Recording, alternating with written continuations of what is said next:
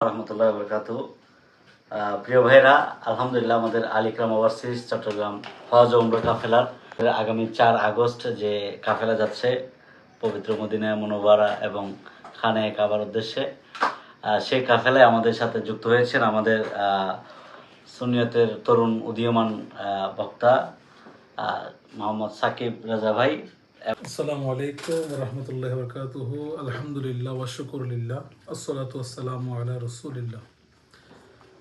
সম্মানিত ফেসবুক মহব্বতের ভাইয়েরা, যে যেখান থেকে দেখবেন, আল্লাহ তাআলা সকলকে সুস্থতা রাখুক সে দোয়া করি। প্রথম নম্বর কথা হচ্ছে, সারা জীবন শুনেছি, অনেক বক্তাদের মুখে শুনেছি যে মদিনা যাইতে টাকা লাগে না, যেটা স্বয়ং আমি নিজেই প্রমাণ।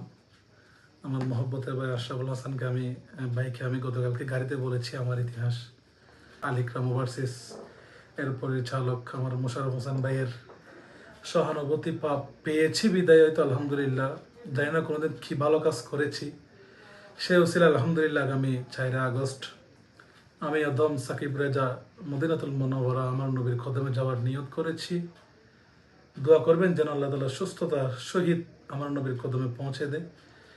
পাশাপাশি হচ্ছে, আজকে দীর্ঘ 1 মাস যাবৎ মুহররম হারাম এই পুরো মাস অনেকজন যোগাযোগ করেছেন দূর দূরান্ত থেকে ভাইয়েরা দিনে খেদমত মাহফিলের জন্য। আসলে আমি সবাইকে না করে দিচ্ছি, অনেকজন পেতেন যে হুজুর মাহফিল নিচ্ছে না। আসলে না নেওয়ার প্রথম কারণ হচ্ছে, 1 মাস আমার নবীর কদমে এবং 12 রবিউল আউয়াল জশ্নে জুলুস আল ইকরাম ওভারসিজ হজ কাফেলার মাধ্যমে খাটানোর নিয়ত করেছি।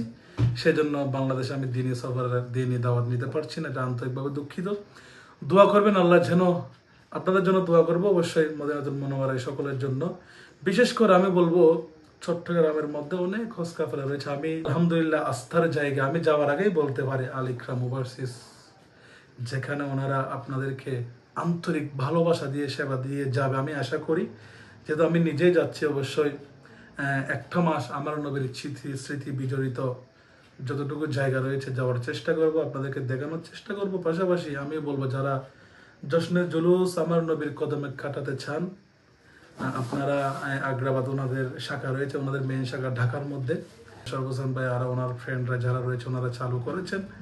তো আমি বলবো, আপনাদের আস্থার জায়গা একটা হতে পারে আল ইকরাম ওভারসিজ হজ কাফেলা।